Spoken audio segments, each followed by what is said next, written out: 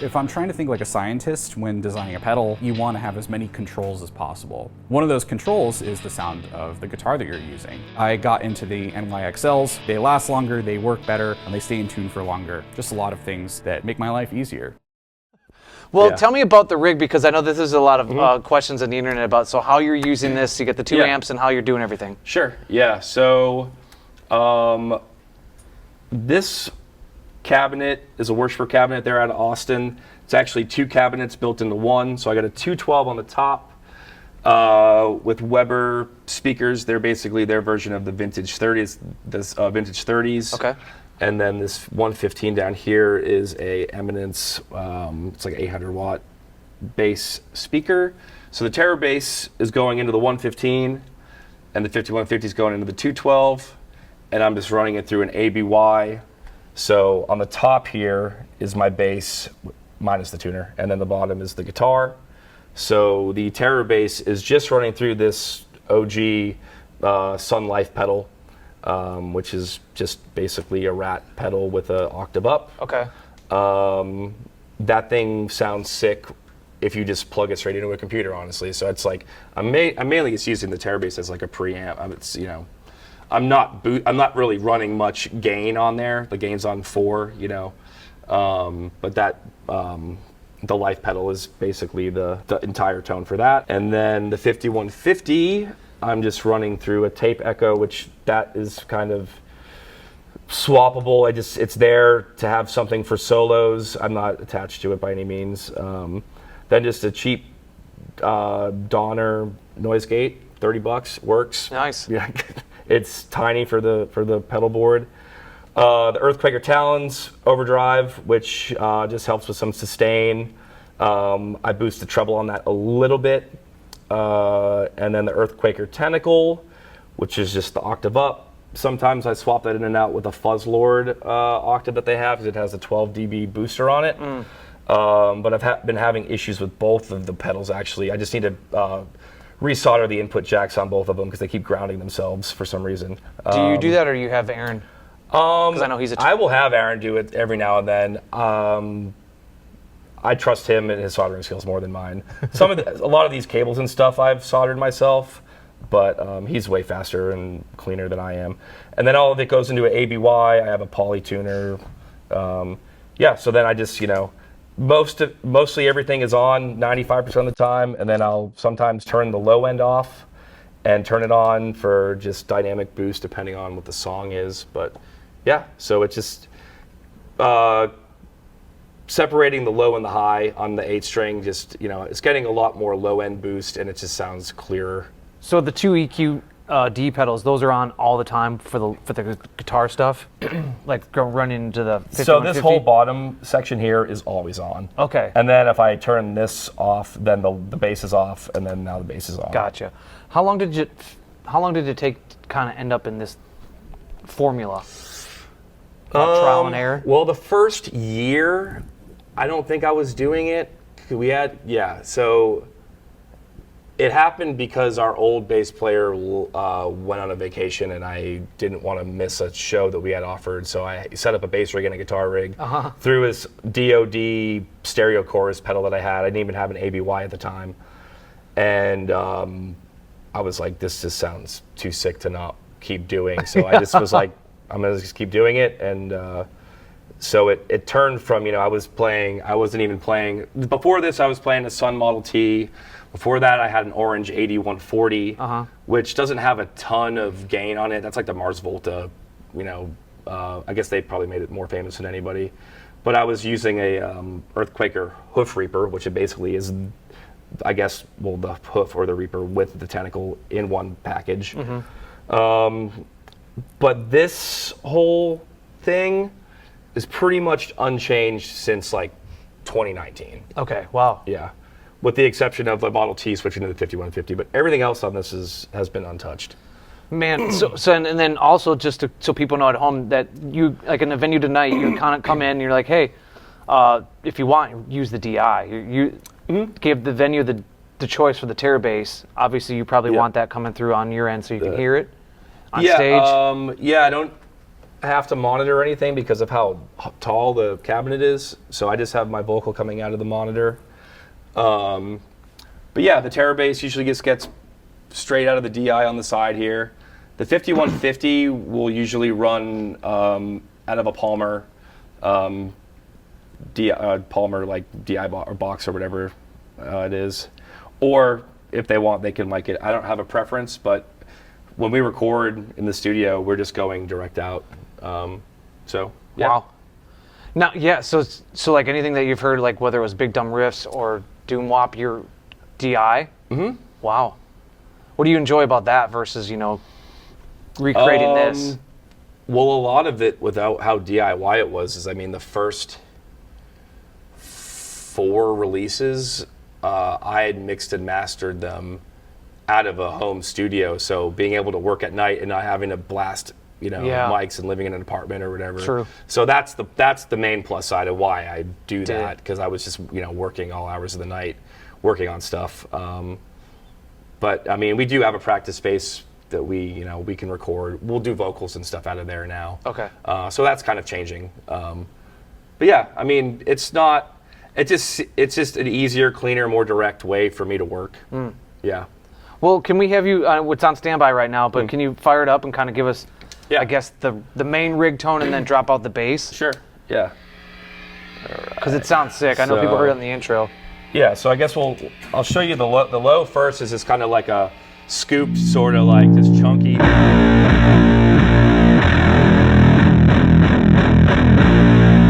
And then we got the high by itself, which is just like a really sort of like cutting buzzsaw, sort of like. So by themselves, kind of abrasive, and then also taking into account like what Aaron's doing with his bass stuff. But then if you add them both together, it just gives that. It rounds off the bottom.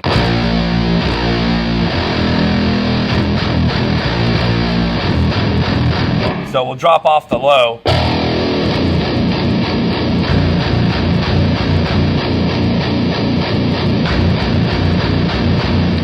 So it just adds just like a different boominess that. God.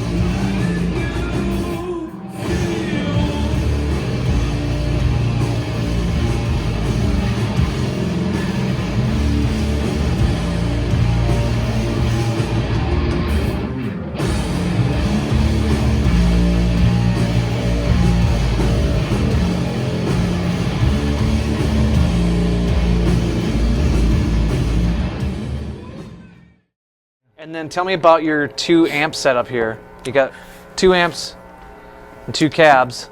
Yeah. It's that's a little noisy, isn't it? Yeah, it's the old Lou Barlow trick. The power amps are I've actually been kind of squabbling with them. I'm not like super crazy about either of them. The Demeter Mini 800, I think James has actually been making for a while. He used to make it a rack, I think. Right. It's just 800 watts, 4 ohms, Class D, solid state stuff. My concession for bringing both cabs in the van on tour is that I won't use my SVT or my JCM 800. So I have to use these tiny little power amps. Yeah. I've used all kinds of stuff over the years, and I'm not really partial to anything really. But basically, the rig is a traditional SVT bass sound through the fridge, and then the old Marshall 215 is like just a distorted Marshall sound. Okay. And that's more or less been what I've been doing for a long time. I just have used different pieces of gear to do that thing. Aguilar tone hammers, Sun beta basses, a Rat into a Crown power amp for a few months before I blew that up. So yeah, these are nice because everything fits in a Pelican case and I can travel with it really easily.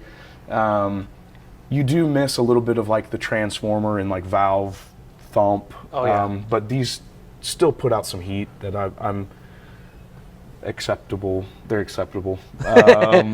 What are you trying to do with your gear? Because I asked Leo, and he kind of summed it up by saying, like, I found my thing, and Aaron is kind of always morphing around me, complimenting me what I'm doing because I'm not saying he's reticent to change, but he's kind of like, I got it, and this is what it is. Yeah, it's like that's the sound, right? I think when people think about the band or the tunes, like his guitar tone is very much inseparable from that. So I think that's important that is like a monolith of like identity. Yeah. And then I get to dance around over here in my corner of the world and kind of get away with murder. Yeah.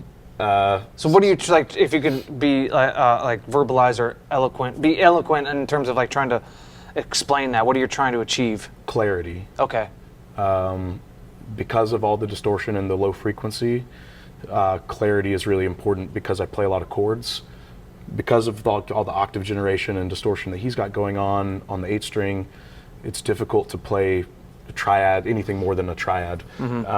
So I have to fill in the chords a lot of the time, or like melody parts where it might get muddy for him. I can get away with filling in those major bits or minor extensions.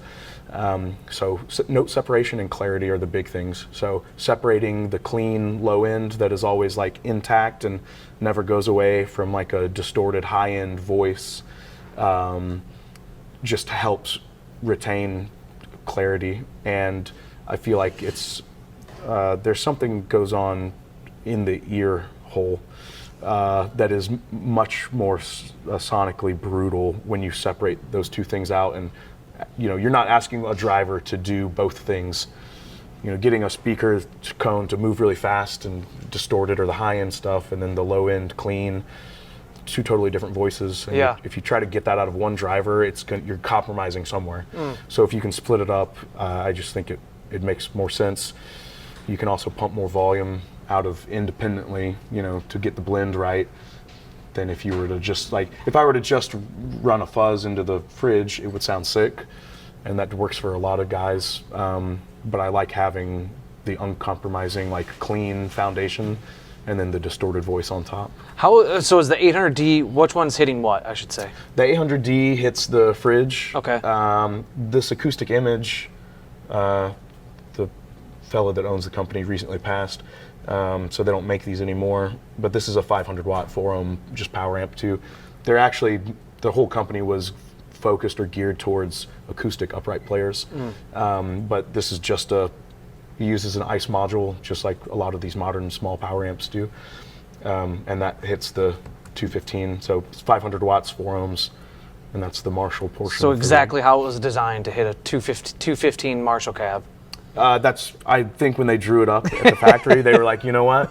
Someone's gonna run a gnarly distortion through this and feed it into a Lemmy, get up. Yeah. Well, tell me what's going on the pedal board. Yeah, I'm all about utility. So they're not really pedals. I have the tuner. The Dimension C is a new addition, just to get a stereo split. I used to use a Layla P-split to do that function. For the new album we're recording, we used the the Yamaha SPX 90, the old Andy Wallace motionless chorus trick on the bass. So to do that live, started using the Dimension C to give it that warbly chorus thing. Not a particularly secret, Yeah. but it's new for me. So stereo across the cabs with the chorus. An exotic SL drive is acting as my Marshall preamp.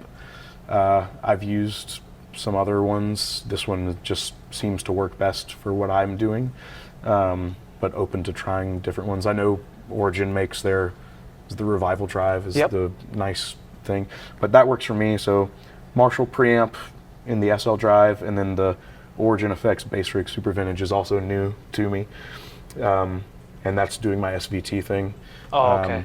It's pretty sick. I switched away from an Aguilar tone hammer to that, mostly because this has the cab sim on the DI, and the pedal board is split. So the DI, everything goes to front of house before it hits the power amps. Is that where the JDI is involved? Yeah, so Okay. the Marshall goes into the JDI for front of house, and then that splits to the acoustic image. Gotcha. And then the bass rig just has its own DI out with the cab sim built into it. So I did that when we went to Europe last year for the decibel like constrictions or limits that they have. So I can feed front of house exactly the signal that they need, and then the level on my power amps is up to me, and I can do what I want. So these are really just monitors for myself. I mean, you know, we're starting to play larger rooms, I guess, with nicer line arrays or systems. So sending the signal to front of house, and then stage volume is still a big part of the show. Oh yeah. And we're pretty loud. We're not like terribly overbearing, I don't think, but it is loud. You're an earplug band. Yeah. Like there's a yeah. delineation for me, and you're definitely. Yeah, there's like a card. I can handle this. Yeah. Here. Yeah, it's appropriately loud, I think, but yeah, this really is stage volume for myself and the first 10 or 15 feet of people in the crowd. The lucky ones. And depending on the height of the stage, some nights people are really, really getting it. If you stand too close over here, you're in the splash zone. And so just like Leo, kind of everything's on. Yeah, everything's on all the time, Okay. not dancing around. I've never really used, I was using a volume pedal, like an Ernie Ball volume pedal, only on the Marshall portion of the rig. Because when I roll the volume down, the SVT goes away faster than the volume of the Marshall does. So I split that up, but it's, I don't know, a little goofy doing ballet up here and trying to play at the same time, so I stopped that. But yeah, everything's on all the time, louder than everything else. Yeah.